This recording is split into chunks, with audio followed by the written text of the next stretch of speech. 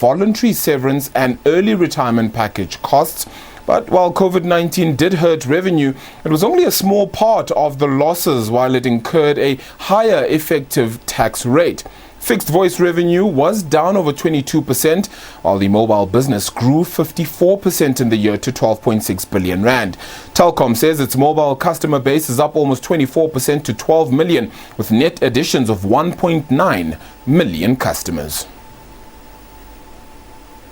Let's get deeper into the numbers now, and the company in particular now, with Telkom CEO Sipho Maseko, who does join us as well right now. But Maseko, thank you so much for the time. Really appreciate it.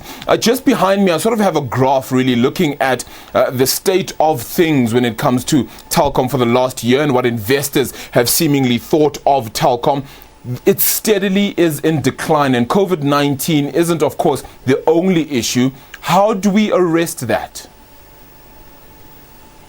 Yeah, so our results for the year under review have been impacted by one-off items, as you've indicated. We took a big charge in terms of paying people who were taking voluntary early retirement and severance packages. We also took a much higher provision just in anticipation of COVID-19 related expected credit losses. They are not materializing yet, but we are being prudent. We've taken a much higher charge. And thirdly, we paid a higher tax compared to what we've paid before. So that is the underlying business. The underlying business, the EBITDA is broadly flat, so down about 3%. Our mobile business is growing. The pressure that we have seen, obviously, we saw this in our fixed voice business. So the fixed voice business is a business that has been with us for years. It's really served us well. Unfortunately now, voice itself is being substituted by data. That is why most of the areas of investment that we have been making over the last couple of years has been in the area of data, whether it's fixed data or mobile data. We've invested a lot in fiber and fiber rollout.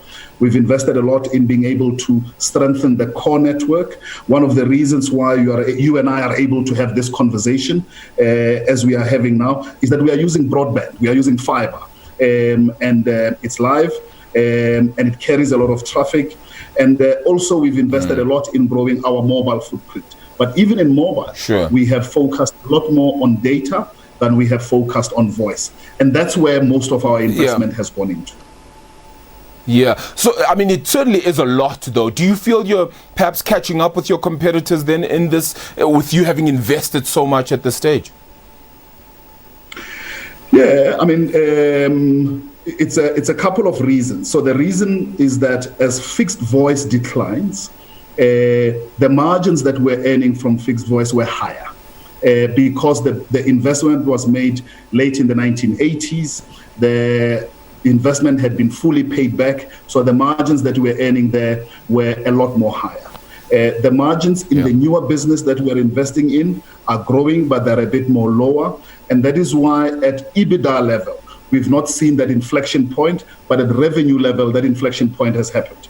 Last year, this time, our margins in mobile were single digits. This year, they're about 16%. And those margins begin to grow. And in the next 12 to 18 months, you will now start to see that margin inflection, where our margins in the new investments that we are making are beginning to offset the decline in the legacy business.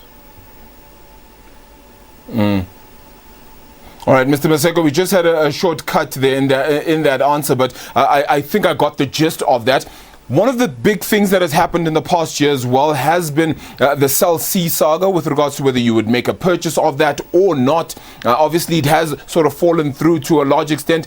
How do you plan then on growing your capacity then as one of the big mobile players, which is certainly quite critical and important then, outside of making a purchase like that? Will you just continue with the same sort of investments you've made thus far? Well, absolutely. If you look at, we've added about 24% customers in the period under review. Our service revenue went up about 54%. And remembering as well, Arabile, that actually from the very onset, we built our network as a data network. It's an all IP network. We only have negligible 2G voice customers. So the worst is behind us in terms of voice. Our data traffic has grown about 70%. Our service revenue is growing 54%. We have invested last year in our mobile business roughly about 3.7 billion. And we continue to see the growth even after the conclusion of the financial year. So we've made a big bet on data, and we think this is just but the beginning. All right. What about job losses then, Mr. Maseko? You've had voluntary severance packages and early retirement packages as well over the last year. Does that process continue? How many have you let go of or have departed from the company? And how many more do you hope will alleviate the strain on your cost base, if I can call it that? Yeah. In the last year, unfortunately, about 2,200 employees left. Most of them actually took voluntary early retirement, which means that they were 55 and above. 75% of them actually chose to take early retirement. And that is the conundrum that we all have to deal with. The economy is in decline. COVID-19 is having a devastating effect on the economy. Competitiveness needs to remain. And in this telecoms business, it's bizarre because actually the pressure is still how much more can we bring data prices down. And with all of those particular pressure points taking place, we constantly need to look at how efficient we can become.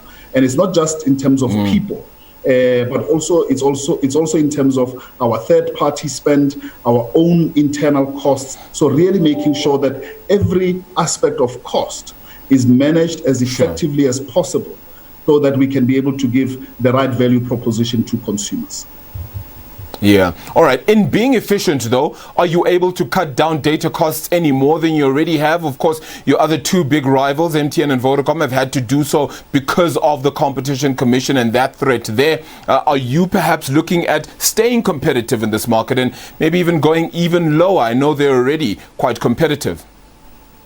Yeah, so firstly, the Competition Commission made no finding around Telkom Mobile because there was a recognition that our pricing has been appropriate. One of the things that you will see is that we are increasing the size of our bundles, but also we are making other fixed value propositions available. It is possible today at Telkom that you can get uncapped data on ADSL for $200 a month, uncapped data. And therefore, fixed is always going to be better than mobile because you can do Zoom there, you can do Teams, you can learn from home. The price points are a lot more lower. So we are using both fixed and mobile so that we can bring quality broadband to customers and to the country, but also keep the cost down as much as possible. Yeah. Mr. Maseko, really appreciate your time this afternoon. Thank you so much for that. That's Sipho Maseko there, the CEO of Telkom, having joined us here as well then via that call as well. Of course, it does get